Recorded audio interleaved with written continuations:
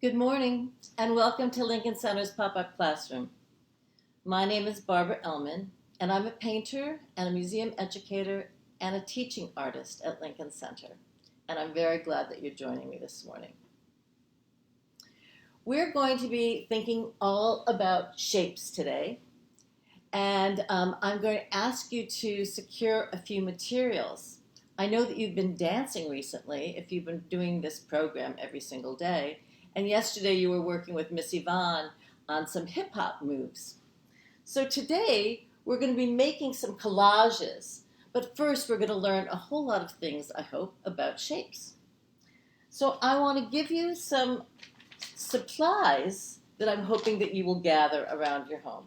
They're not too complicated. You're going to need a shopping bag, like something like this. You can probably tell that this one came from a department store, Target, because of the logo.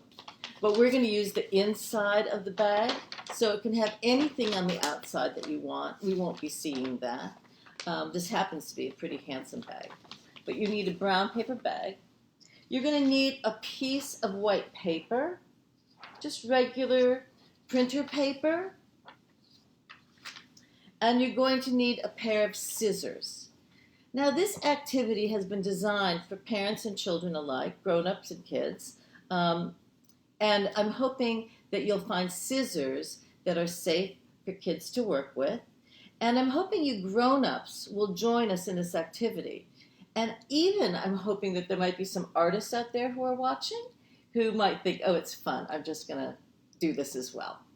So I'm going to ask you to gather these three materials: the brown paper bag, the plain white paper, and the scissors. These are the essential materials for today. But there are some other materials that while you're looking for these, you might find you could bring back to your working station. So I made a little list of those as well. These are extras, deluxe, super deluxe. So you're going to be looking for some recycled papers. I have some things like the cover of a magazine, which has some very nice color on it. And you might find some lined paper, like you have in school. Let's see, where's my lined paper? Here we go. This is just like regular notebook paper. I also found some graph paper in my search for my supplies. And I found a couple of, this is a Brita box, and it's got a big, beautiful blue section. And I found a yellow envelope that I thought I could cut up. So those are recycled papers of different sorts. And I also found some colored paper scraps. These are not essential, but if you have these, they'll be fun to gather. I also have a little scrap of wrapping paper from the holidays.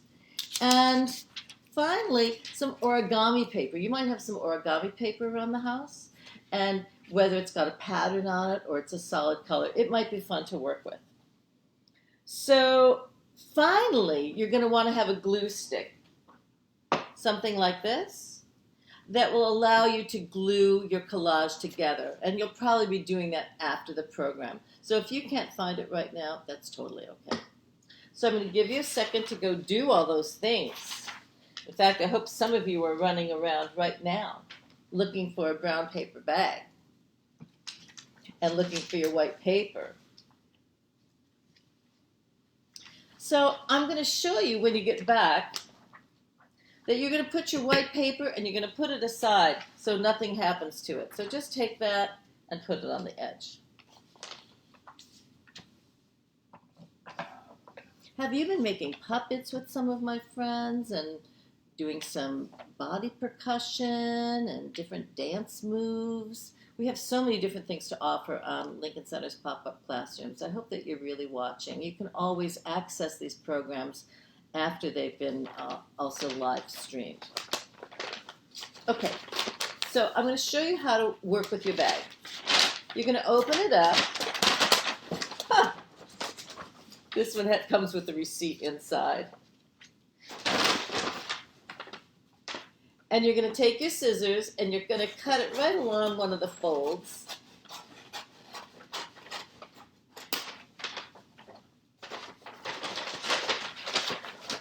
I did that first. And then I'm going to cut off the bottom. Get in there. Grown-ups, you might need to help your kids with this because it's a little bit big, hard to handle maybe. But I love that it's right in our recycling pile. Doesn't cost anything extra.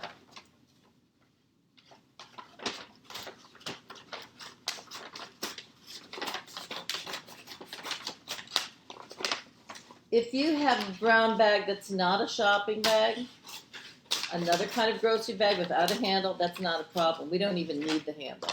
I'm just going to let this drop on the floor to clean up later. And now, look at how big this paper is.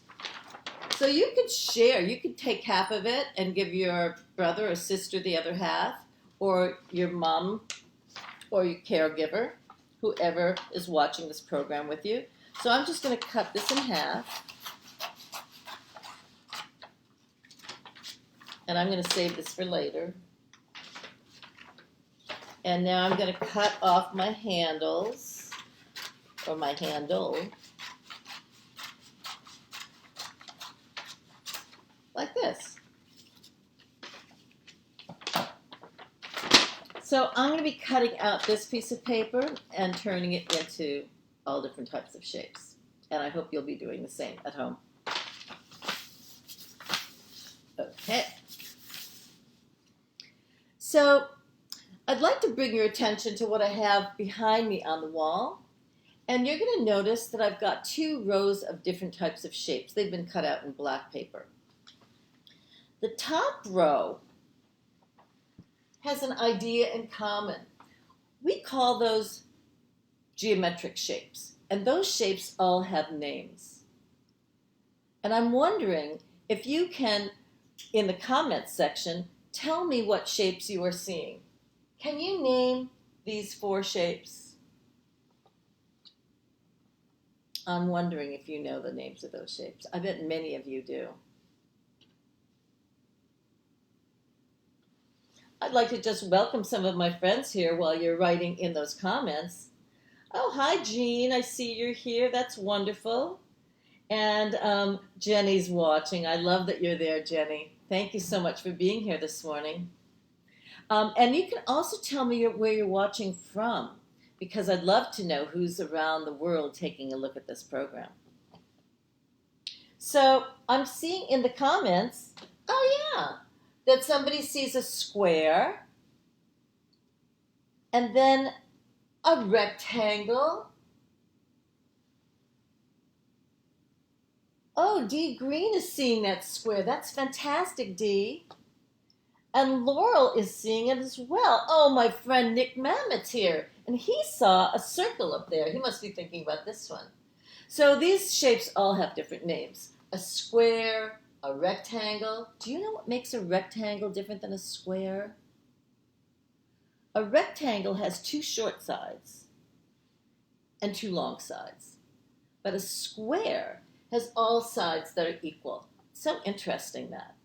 And those differences are the kinds of things that you're going to learn a lot about in math if you haven't learned them already. But you're all excellent at naming these shapes. Oh, someone's here from Bushwick, New York. I love Bushwick.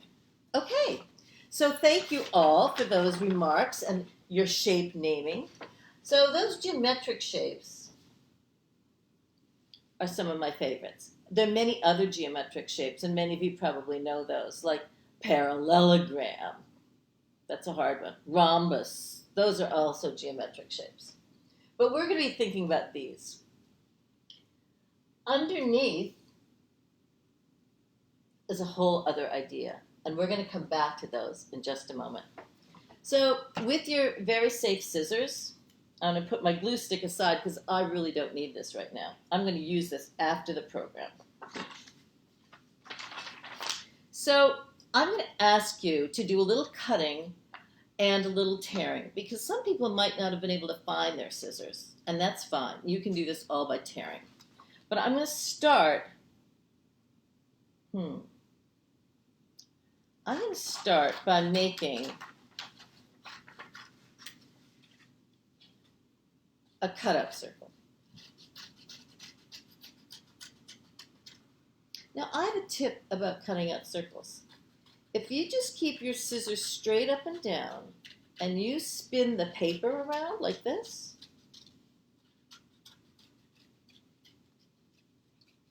I think you're going to end up with a pretty good looking circle. I'm going to put that right down there so you can all see it. That's pretty good, don't you think?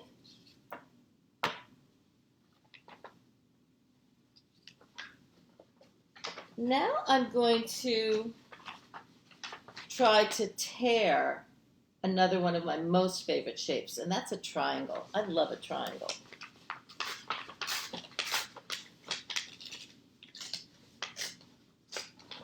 Oh my gosh, I have so many friends here who are looking at this program. I'm so delighted. So I'm going to tear now the point, the top point. You must know how many points a triangle has. That's always 3 points. And then I'm going to tear across the bottom. Now take a look at this. It is a triangle, most definitely, but it has a very different edge, a fuzziness to the edge. I like that personally. So I could go on and tear all of my shapes, but I'm going to alternate between cutting and tearing, and who knows what I'm going to end up with at the end of this. So I've got 2 geometric shapes, and I'm going to just keep them on my white piece of paper for now. I'm going to also keep these scraps handy because, you know, scraps can sometimes really become very, very useful as you work. So now I'm going to talk about the second type of shape. I'm going to call those irregular shapes. And there are many different terms for shapes that do not fall into the geometric category, but I think irregular is really the way I would like to refer to them today. Irregular shapes sometimes come from nature, like the shape of a leaf. They can also be the combinations of lots of different geometric shapes that have been squeezed together and turned into a new shape. Something like this, where it has these straight sides to it and a little bit like the edge of a circle cut out of it. So these irregular shapes are also going to be very, very useful in our collage making. So I'm going to start by cutting, I think, one of those irregular, pointy shapes. And I hope that you'll be doing that at home.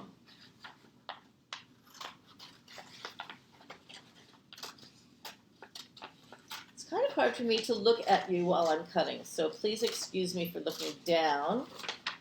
And I might even cut it right over this. This is an irregular, pointy shape. Do you see what that's beginning to look like?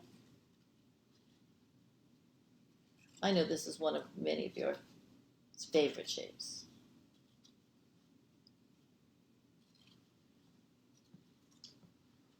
Let's see.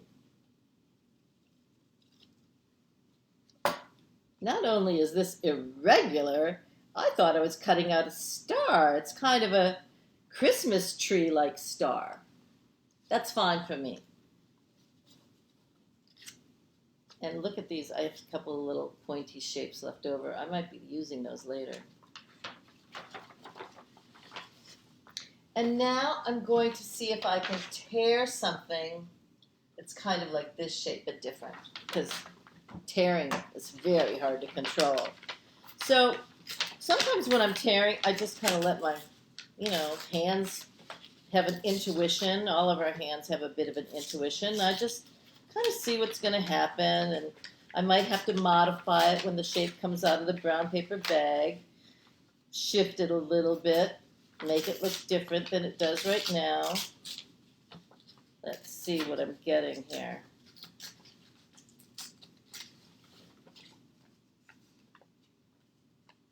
Wow. This is funny. I think I think I'm making something that looks like a mitten.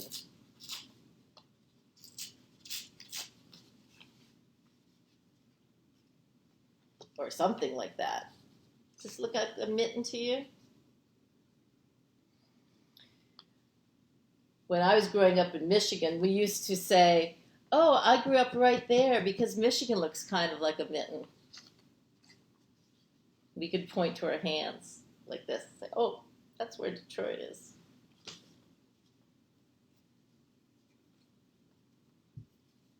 All right, let's see. Here's a funny little remnant I might hold on to. So let's see how many shapes we have so far. I've got 2 geometric shapes, and I have 2 irregular shapes so far. So 4 shapes. Now I'm going to try to make a shape that has something to do with the shapes I've already got, but is different. And I'm noticing that I have a pointy triangle and a pointy, funny star shape. So I think I'm going to go with pointy. And I'm going to see what I can cut out. A different kind of pointy.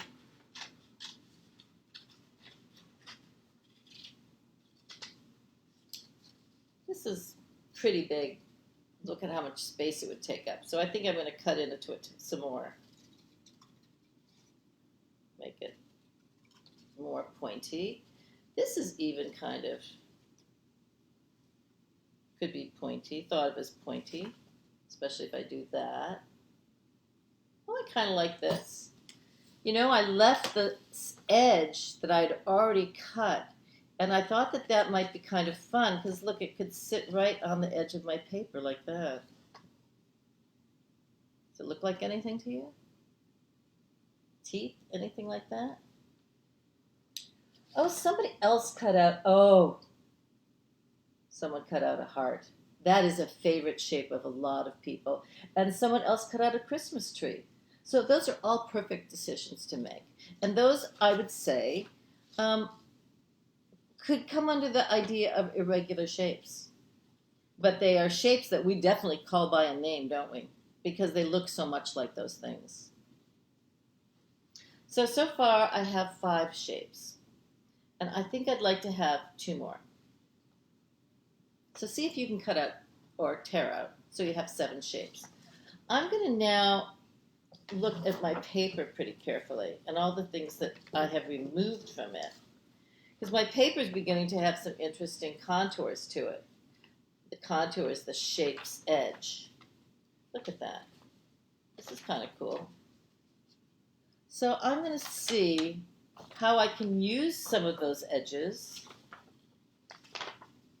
and save them, because it'll then be an interesting new shape that will remind me of shapes I've already cut out. So it'll be related in a slightly different way, because this space, this shape came from this space. So I want to hold on to that.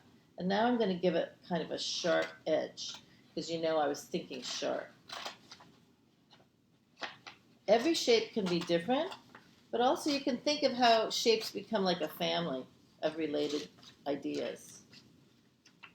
Let's see, this is awfully big, Barbara. I don't think that's going to fit on your page. I'm going to have to snip it. Ooh, that was aggressive. Let's see. Show you what I mean here.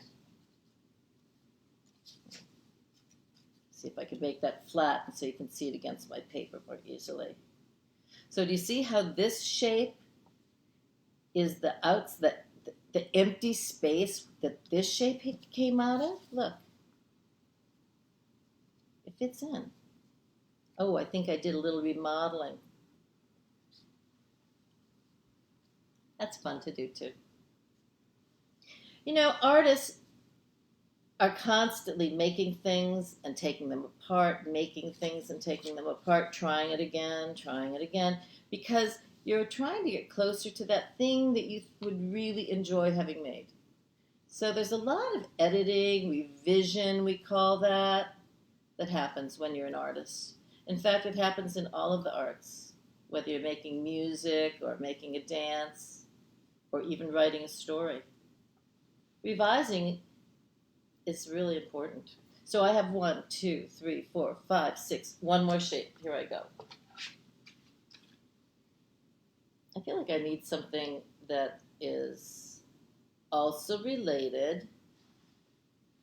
What do you think? Do you think I need a torn shape or a cut shape?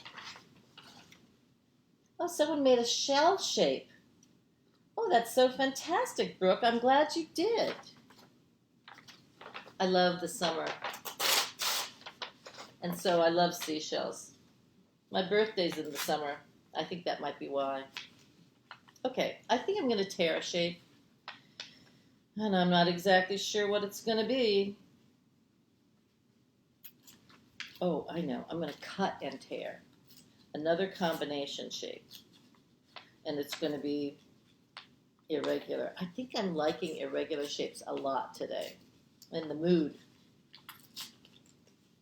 What are you in the mood for? Are you enjoying geometry, geometric shapes? The kind that you learn about in school? Or are you enjoying those irregular shapes? This is a very tiny one. Do you see if it's connected to any of the other shapes I have, like as an idea? It's got kind of fingers. That reminds me of my mitten. And then, of course, this is my empty shape of a mitten. A variety of different things. That's what I've got. Oh, someone accidentally made a star. I know how that happens. You start making points and it turns into a Christmas tree when you think you're making a star, or it turns into a star when you think you're just making points. I understand how that happens. I'm going to put all these things aside. I don't need them right now, but I wouldn't throw them out yet. Okay. So now we're going to talk about the many different ways that one could arrange shapes. And oh, don't forget about all those beautiful recycled and interesting colored papers. We're going to use those a little bit later. So when we talk about arranging shapes, I know of 3 really, really good ideas for making arrangements. And what we're going to be doing is 3 different challenges on your white piece of paper. That's why you needed to keep it whole without cutting into it. And those challenges will teach all the different ways that I know of arranging shapes. So the first thing I would like you to do, if you've got your 7 shapes, and I bet most of you do, is just slide them all off your paper. Just put them aside for now. I'm going to put them probably out of your view. And then I want you to pick, well, let me show you. We are going to try the first idea, which is called isolated. Isolated means alone, all by itself. So one of the things I'd like you to try is I want you to pick out one shape that you are interested in from your little batch of shapes, and I want you to place it down on the white piece of paper so it is all alone. Just like that. I'm going to put this down. So this piece right now, this shape with all these funny points, is totally isolated. No other shapes are on the page. And you can tell that it's isolated because you can see white space all the way around it. So the silhouette or the contour of the shape is very visible. You can also do that with more than one shape. It's as if on another part of your paper, you have imagining it as also its own space, its own room. So thinking about this in its space and this new torn triangle in its space with white all the way around it. Both of these shapes are isolated. How many shapes can you put on your white paper and still have them be isolated? That's a trick. Let's see how many you can get. Hi, Evelyn.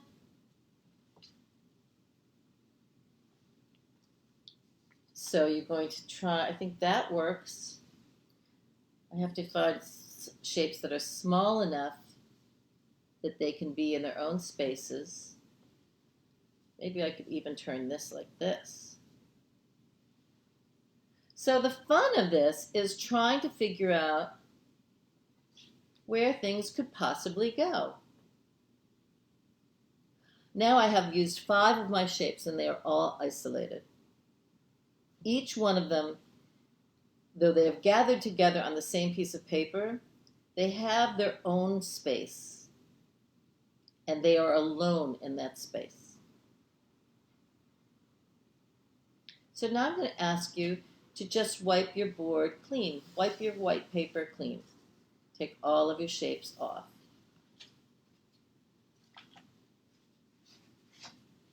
Oh, Ashley, Renee's watching. I'm so glad to see you. This next idea has to do with being tangent. Now, this is a very hard word if you've never seen it before. Tangent. It means touching. And it's what happens when 2 shapes meet without smushing together, but just touching ever so lightly. And I like to show you what that means. Like in my hands, if I just bring my thumbs together so they go, oh, thumbnail to thumbnail like this, those 2 hands are tangent. Or if I touch the wall just with a finger, that's tangent. Just a very gentle touch. I'm going to put this up on top of my paper, up here, so you can see what I'm going to do with my shapes that will make them touching one another ever so gently. So I'm going to start with this funny guy, and he is funny. I'm going to, first of all, make my shape go right to the edge of my paper so it's touching the edge of my white paper. So that's my first tangent position, shape to edge. And now I'm going to bring in a circle. Look how carefully I'm doing that, because I want to just touch and not hide underneath or on top. See how many shapes you can make be tangent. But I might just use 3. Here's that fuzzy triangle again. I think I'm attracted to it.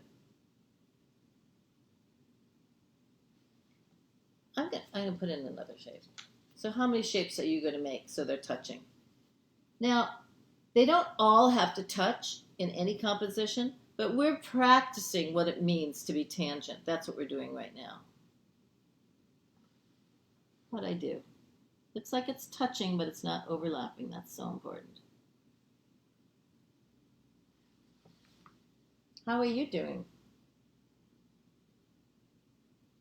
So tangent means touching. That's absolutely right, Evelyn. That's what it means. It means that 2 shapes are sharing an edge. It can be a tiny little spot, like I could even bring in this shape and just let it touch the circle like this. And that's just like one little point to the edge of the circle. Do you see that, Evelyn? It's very, very delicate. If I glue this down, you'll see it even better.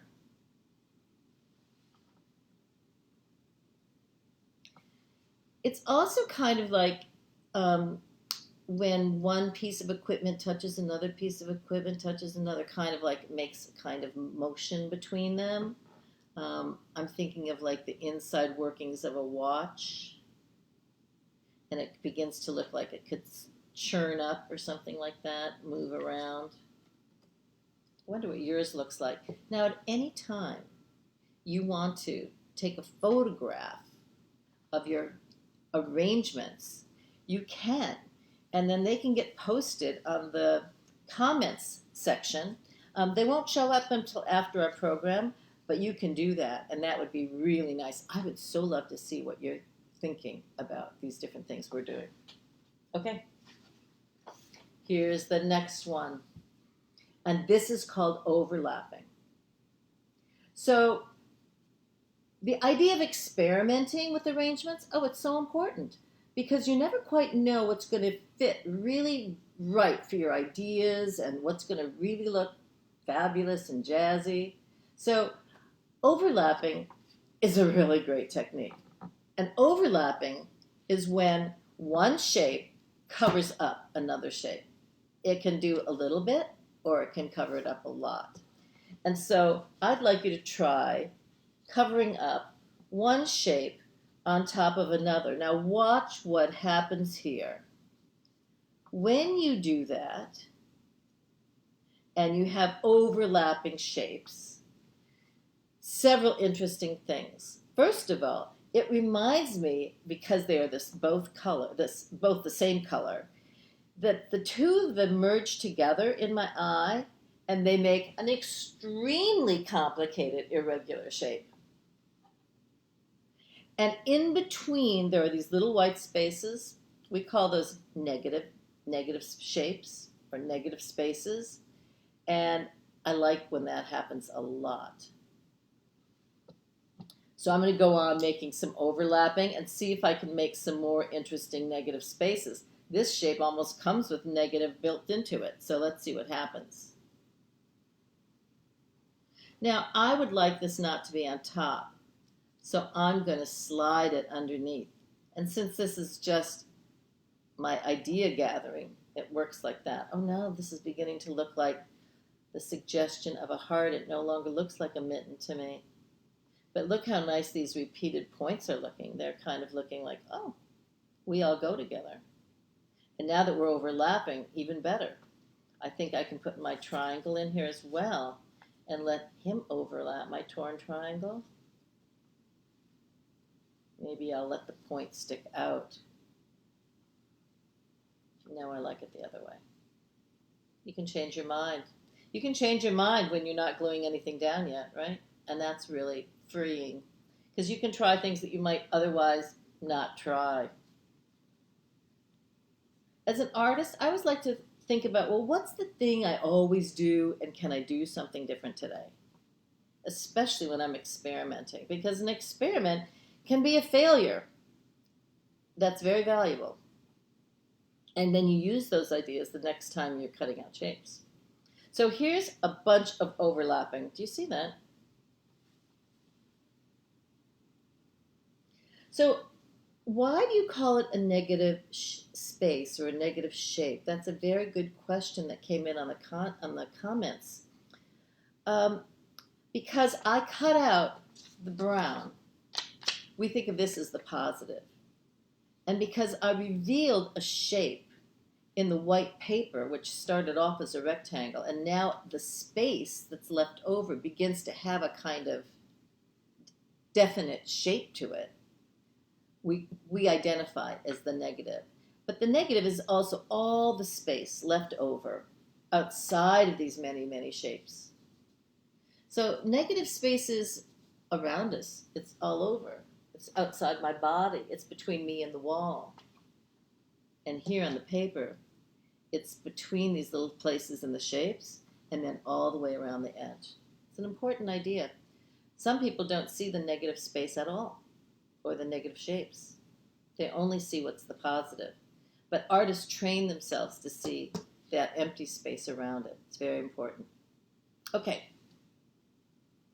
It's important because it's there.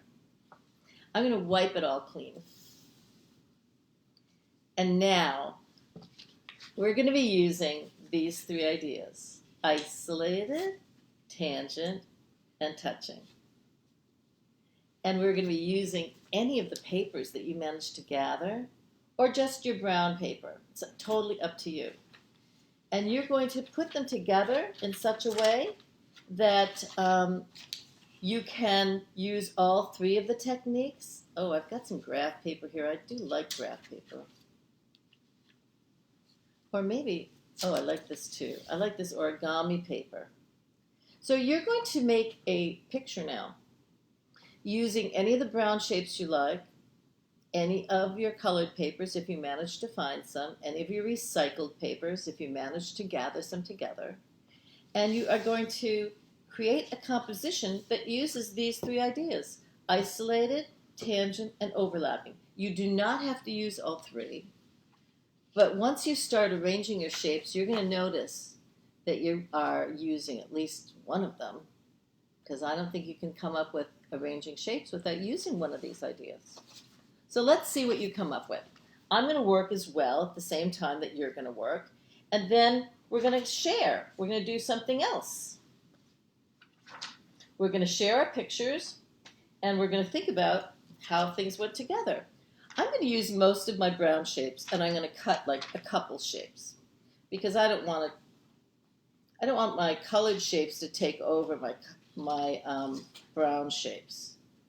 So I'm going to make a tiny little triangle to add to my collection out of plaid. I love that paper.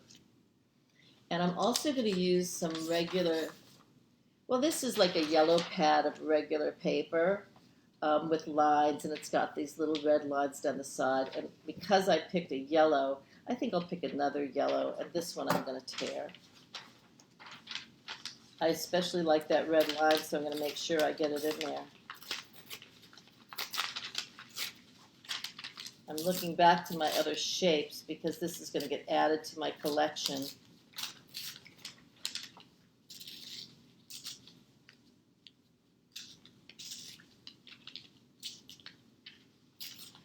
Overlapping is when you have part of a shape that's on top of another shape. That's exactly what it is.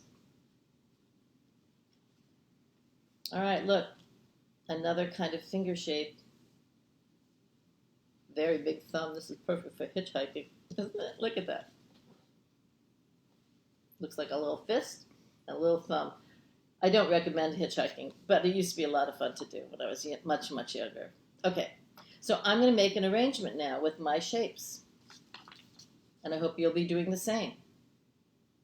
Any way that you like, using any of our techniques.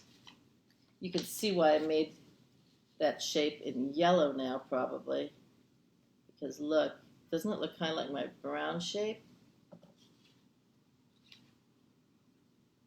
Then of course I need this one. I say that because it's got all the things that I've loved about the other shapes. It's got points, and it's got this funny little mitten shape.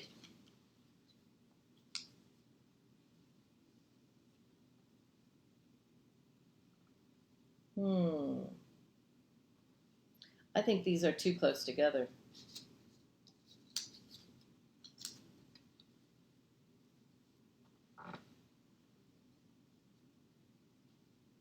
Now, sometimes we make pictures that don't have any relationship to something that's in the world. We call that abstract. And I think that this is looking pretty abstract right now. I wonder if it's going to turn into something recognizable for me. I'm not so sure. Oh no, I don't like that. Look, I'm really using the edge of my paper, aren't I? I don't normally do that. I'm trying to break some habits, do something different.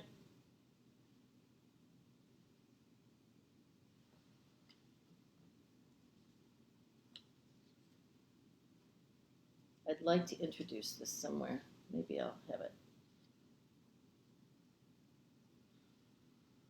That's like the button. Push that button.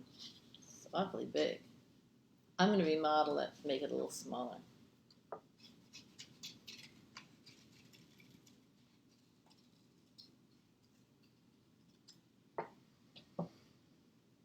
Art making can be challenging, even for those of us that do it all the time.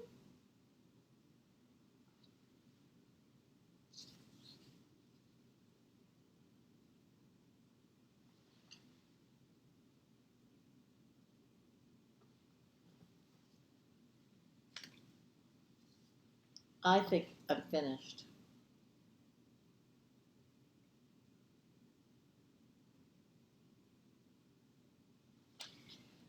So the next step when you finish your arrangement is you're going to describe it to whoever's in that room with you watching this show. So I see my son, he's way over there, and I'm going to just tell him what I've done because he's not watching.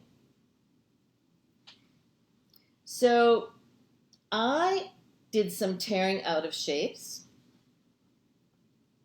I tore a triangle and something that looks like a mitten and something that looks like a plant to me. I did a lot of tearing. And then I also cut some geometric shapes, this yellow one and this little circle. This is a triangle, of course, pointing to another triangle. And this is a very, very pointy, irregular shape. And then this is both pointy and torn. And then I've made an arrangement with those shapes. So how many shapes did I use? 1, 2, 3, 4, 5, 6, 7, 8. I used 8 shapes. And then I put them in this arrangement, and I'm noticing that I have 3 isolated shapes, 4 really. And almost, I think for this really to be isolated, I have to push it away a little further, but I'm going to leave it there. But there's space all around that circle. Those shapes are isolated, and what does that mean? They're all by themselves in space, and you can see the white of the paper all the way around them. And then I have a tangent triangle. Look, it's just touching that shape. I moved it while I was messing around there. But it's just against the edge. And does anybody see any place where I overlapped? I did overlap. I overlapped right here. So, my son, I want you to know that I've got isolated shapes, and I've got tangent shapes, and I've got 1 overlapping shape in my composition. Now, after you describe it to someone, I want you to also think about something that you would name it.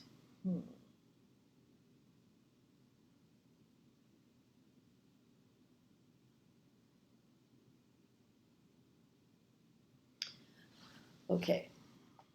Now, sometimes I make a title that might not be clear to everybody. I think that's what I'm just about to do. I think I'm going to title this collage, Don't Cut My Hand. Where do you think that name came from?